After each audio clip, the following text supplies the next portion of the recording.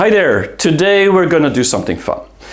I'm going to delve into the Chinese mindset, and I'm going to do that by taking one of the central themes of my book, which I call China's QUBIT mindset. And so how do Chinese, many of them, think very different from most Westerners? And I'm generalizing for sure in this episode, but I also want to see where the differences are and lie. And so to do that, first of all, we need to explain or understand what a qubit is. Now, don't worry, I'm not going to bore you with a lot of tech and science, because I'm sure that is not why you're here for this video. What I'm going to do is just explain that there's two different kinds. One that we all know is the binary thinking, binary mindset, but more important, it's the binary computing. I mean, if we go back at binary computing, it's ones and zeros, and the switch is on or it's off. And our whole digital world, everything today, is run by computers and by this binary way of computing. But qubits are different. Now, a qubit is a quantum bit, so a bit in the quantum environment. And so a qubit is basically a bit that is not on one side or the other, but it's actually lying somewhere in a sphere, somewhere 360 degrees, could be anywhere within the sphere and defined by a certain vector.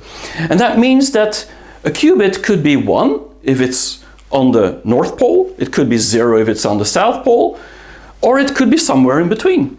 And so this is about and thinking, A and D thinking, and not or thinking. And so what the qubit is about, it's about probability. What is the probability that you're closer to 1 than to 0? And only when you verify and analyze it, you're actually making up that decision, or you figure out what it is. Is it a 1 or is it a 0? Or maybe it's both.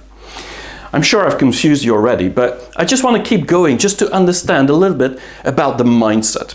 There's two concepts in this qubit computing or quantum computing which are critical.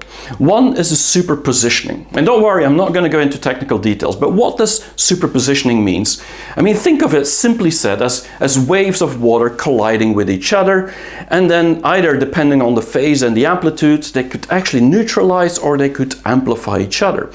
But most of the cases, they don't end up being a 0 or a 1, they end up somewhere in between, and that is where that vector is all about. And so it's both a 0 and a 1.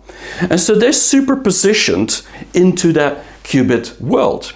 Now, how do you understand that in the mindset? Well, the simplest way for me to explain it, and that's usually what I do, is to look at what we see today happening in the US, for example, or everywhere in the world, the discussion, the debate, the fights about abortion. Abortion rights. Is it a legal right, or basically should it be legalized and prohibited? And so this is about pro-choice versus pro-life. Now, both parties have their arguments, and both parties are very heated debates happening, saying we are right and we want to change that. And now it's even between the population and the High Court in the US that actually disagree very often with each other.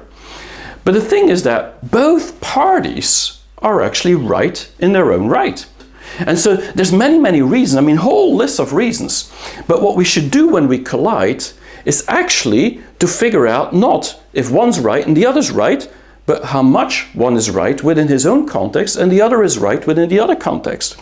And so that is all about looking at the other side, analyzing the other side, and then figuring out, I believe I'm 70% right and the other party is 30% right, but that also means they're not 0% right. And so this is about the superposition mindset. Now, the second thing in quantum computing is about entanglement. And I'm not going to go into detail there because that's even much more complicated. But if you remember these two spheres, these vectors and these qubits, now they can entangle. And that means that if you have many, it becomes a correlation between these two, or multiple. And so it becomes much more complicated, much more complex. And this is the world today. The world today is entangled. We're entangled with technology, with politics, with society, lots of things that we're entangled with. And it's not so easy to break everything down and just say, this is how it is, and we're going to make that decision. The best example of an entanglement mindset that we had to deal with was during the COVID-19 breakouts. I mean, every country in the world had their own scientists, and they all were convinced of certain facts. The funny thing, or the strange thing, is that many of these scientists did not agree with each other. One said this, the other said that. And so why is that? I mean, they're all based on science. One of the reasons they don't agree is not because they're not right, it's just because the context is different, and because they believe priorities are different, and because everything's become entangled. And so that means that some countries like China wants a zero COVID policy because they believe that is based on science. And so everybody's looking at their own reality. And so this QUBIT mindset is actually to understand the other party from a superposition point of view, but also to understand that it becomes so complicated that we can't break everything down anymore. And so if we look at China and we look at the West, my experience of living in China for a long time has been that many Chinese actually have more of a QUBIT mindset than a binary mindset, and in the West it's the opposite. Now we all have a little bit of both, but somehow you feel that in China we're thinking much more in terms of qubits, in terms of circles, and I'll explain in a minute. Now to do that we of course need to understand why the West has thought so binary in the past, and still I believe is thinking more binary today than the Chinese think more qubit. Well, it's very simple. It started with Christianity. I mean, long time ago, 2000 years ago. I mean, this was the main influence in Western Europe.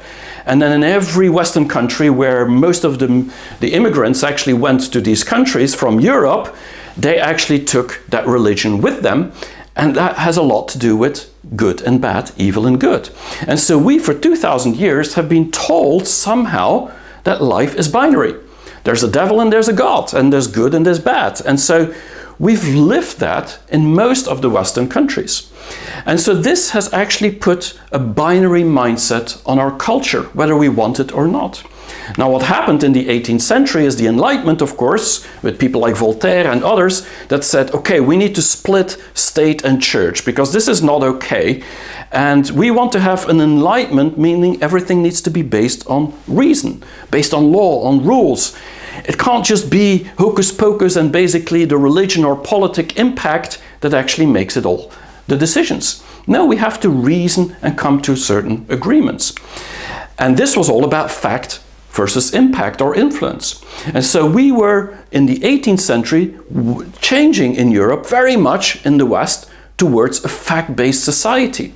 And the interesting thing here is that we actually liked a lot of Chinese ideas from that time because they were secular and their imperial palace was very much not related to religion and so on, and so meritocracy, and so a lot of things we actually took from China. I mean, not a lot, but we took some influences.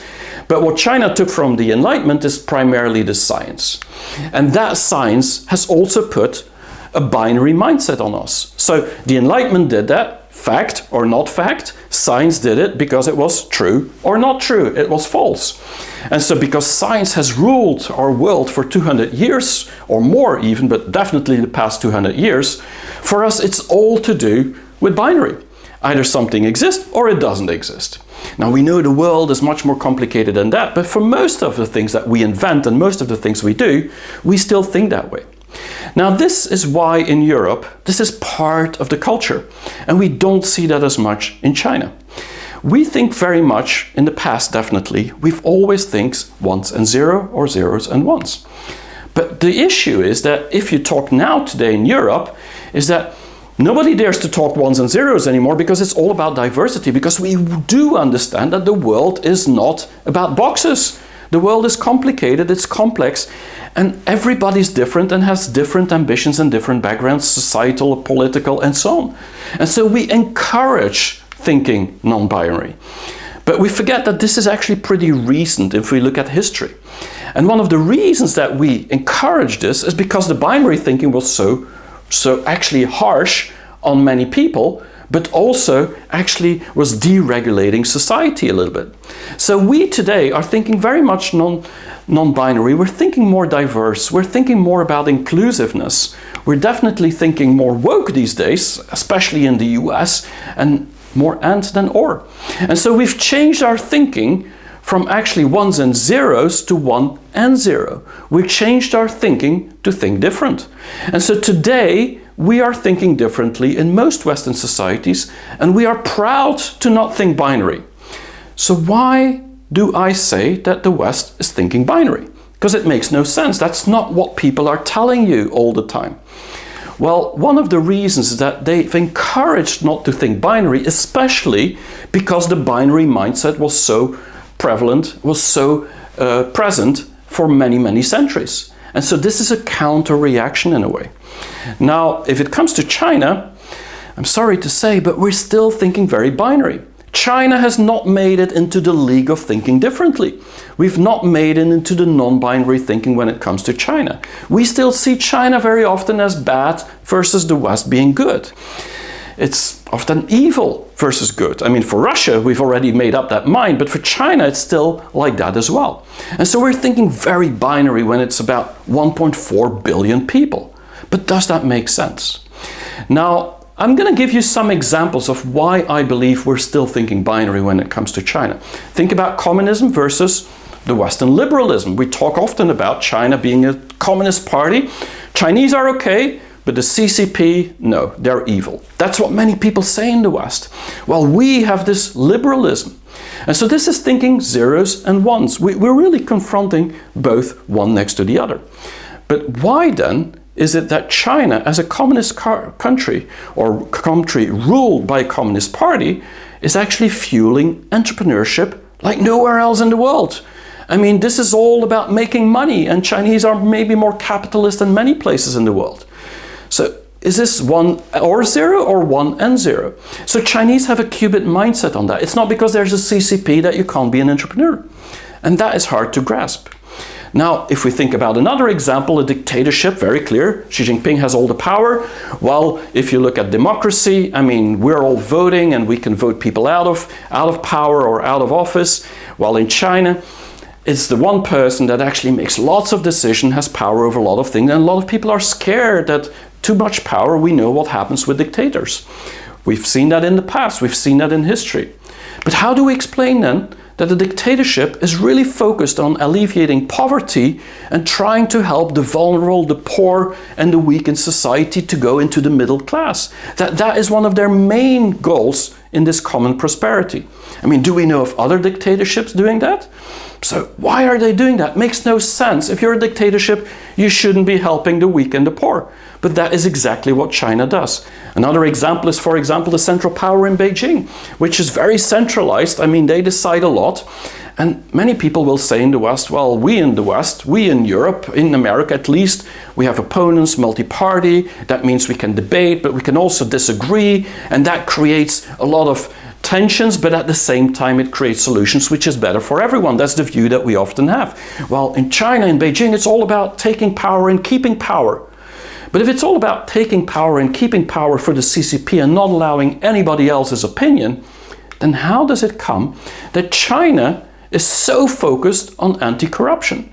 Because any country in the world where there's a lot of central power will basically be very corrupt. I mean, most countries are that have a central power. China's trying to get all that corruption out because they feel otherwise it won't work. And maybe it has something to do with the debate within the party. Anyway, this is thinking 0 and 1. And I'm not saying one is better than the other. I'm just saying this is thinking about paradoxes that aren't paradoxes for China. Think about the authoritarian regime where everything is controlled, while we in the West clearly are a much more free and transparent society. That's what we all often say, and it's true. Me living in Europe, I concur with that. But then why does an authoritarian regime allow everybody to travel outside China? Well, not in COVID period, of course, but in the 90s, most people were not allowed to travel outside China. And then 140 million people traveled in 2019 outside China. And what is strange is that they all went back to that authoritarian regime. So is it authoritarian or not? And is this thinking 0 or 1, or maybe 0 and 1? Maybe they're not scared of that authoritarian regime. And so then there's things like the unfree regime versus privacy. And what we see now in China is that they have the clearest and most strict protection laws in both consumer protection, privacy protection, data protection than anywhere else in the world. So why do they do that if they're actually an unfree regime. I mean, why would they protect consumers? It makes no sense. And so these are some examples of, just to show that many of the things make no sense. Think about the copycats versus the rule of law. This is binary thinking. But at the same time, Chinese embrace open standards, and companies like Huawei are patenting everything they can. And so this is a lot about openness and sharing, while we know them as copycats. And so I'm just giving some examples to show that not everything is 0 and 1. And for Chinese, these paradoxes, they actually can live with that very often and have less problem than we have. If we think about the insular world, I mean, the world of China being closed off on themselves, self-sufficient, while we in Europe, we're open markets and we have problems with reciprocity. Well, why is it that China is then the biggest promoter of globalization these days? They want to build bridges with every country in the world. If they want to be protective, why are they building bridges? It makes no sense. And so these examples, just a few of them, and in my book I have a lot more and explain in much more detail, is a lot about things that make no sense because we're putting a binary mindset or binary glasses or lens on the Chinese society and Chinese politics. Now, I think the problem is that binary mindset is actually different from QUBIT mindset in the way that we think more or. Is it a 6 or is it a 9? I think we both agree that it's both, but it depends how we look at it. And in China, they look at the same thing much more as an and. They might not agree that it's a 9, but at least they know there's a possibility that there's a 9. And we have a lot of problems doing that with China, while we don't have a problem doing that with our own society. And that's the interesting part of it. I believe if we take a Western lens versus a Chinese lens, what we see is that we in the West, in general, think more in terms of lines. I mean, fixed lines, straight lines, and this is about direct communication, transparency, openness, freedom, all the things that are direct. While China, it's much more enclosed, it's much more a circle, it's circumventing, and basically this is a very different way of thinking. You could also say that China is connecting the dots and we maybe are not.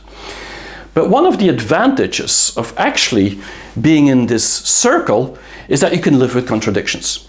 One of the disadvantages of thinking in a circle is that actually communication is a lot more complicated, or it takes a lot more time, and so it's more ambiguous, and people don't always trust you because you're not just telling it as it is. And this is then again an advantage for Western communication or Western ways of doing business, is that it's very straight on, very direct, and so you know what you're getting. But on the other hand, we have a lot more difficulty in the West to live with contradictions.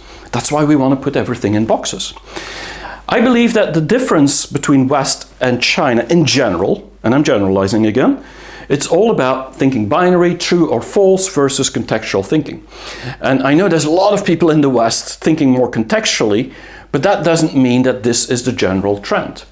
The other thing is that we in the West, and I've seen that when I came back from China to Europe, is that we like to put things in boxes. We like to put things in categories. This is that, and we label a lot of things. We like to do that. And then we even say this is about 100 labels of diversity, which is actually interesting on itself. While in China, they don't label so much because they live in a more ambiguous world. If you think about the specific direction that we are aiming for, it's very direct. That's also why we're worried and scared about what would happen with Taiwan and China when they're becoming a power, a superpower, because we look at this from a specific goal point of view. While China looks at everything much more circumstantial. And why would they if it doesn't help them? And then the strategic point is something very typical Western. And this is something that I've said many, many times, is that we in the West, we like to have strategy. But when the world changes around you, strategy has very little use. And we've seen nothing less than change every single year over the past years. And so Chinese are much more tactical, they're much more practical, much more pragmatic. This is about real things on the ground. It's not about thinking in 7 steps ahead. We are also very much looking at the process, while Chinese are looking more at the result. And that is because we like process, because that's a linear way of thinking. Because we like efficiency. If things work efficient, then that's great. While the Chinese are much more result-oriented, and because of that they're much more agile and they change much faster. That's also great. It depends on which environment you're in. Sometimes the process is better to get efficient, sometimes results is what needs to be done. And so both are very different. We in the West are looking much more at stepping up towards our process, our purpose in life. We're looking at a certain purpose that we want to achieve, each one of us, and as a country, as a nation, as a democracies, whatever, we have certain purposes. While the Chinese look much more at time as a concept. What that means is that if it's like short term, they're very impatient, they want it now because they're very tactical, this has to be happening now. But if it's long term, they may have a lot of patience because they see this as something cyclical, they see this as something as a circle. It will come back over time.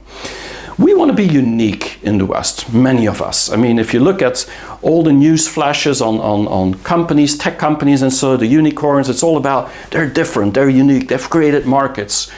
While in China, people want to be a master, they want to be an expert, they want to be the best. So we want to be different and unique. The Chinese want to be better and actually the best or the master of something. And so that is also because they think much more in circles. It's not so much about just being that one, thinking straight or thinking round. The other thing is that because if you talk about thinking round, you have to talk about holistic versus what I would call in the West more reductionist. We like to take things apart and say these are all the facts and basically this is bringing that whole together. While in the Chinese they look at the whole and then they try to understand what the details are. This is also about deductive versus inductive thinking. We in the West think much more general towards specific, think deductive. What that means is that we make a statement, a hypothesis, and then we're going to deduct from that what the specifics are. China is this, we say, is, for example, an authoritarian regime, and then we're going to give all the facts to prove that we're right. While the Chinese think the opposite. They look at all the specifics, and then they induce from that, and that's part of the language, because there's little grammar in Chinese, then they induce of that what the general position would be. If, for example, the division with abortion, what I was talking about in the US is happening and Black Lives Matter and all these things, I mean, these are specifics, they see these facts, and based on that, they decide, well, America's probably imploding. America's in bad shape. Are they right? Are we right? I think we're both wrong and both right. But it's important to see that we are a deductive society in the West, and China's inducing many things from the basics, from the information that they have. That also means that we like to put things in certain rules, regulations, laws, and basically make sure that everything is categorized.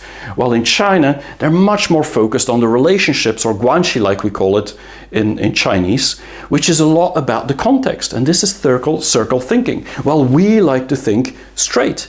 It's either this or it's that. What is the law? We figure it out and then we make a decision. This is where we are different in general from China. Now, whether it's a 6 or a 9, it doesn't really matter. I mean, the reality is that it could be both. But the interesting thing is that many Chinese, from their mindset, actually feel that they could be wrong, but actually feel that they also are probably right, but they're sensing around, trying to figure out the context, understanding it could be ambiguous, inducing some things from facts they have, and ultimately thinking as a whole, holistically, and they're much more tactical, looking at relationships, looking at the circumstances, and so on. And so they're looking at this much more from a QUBIT mindset. A QUBIT mindset, which is really about looking at the other side as well, and assuming there's a probability that you might be wrong, but you probably are right.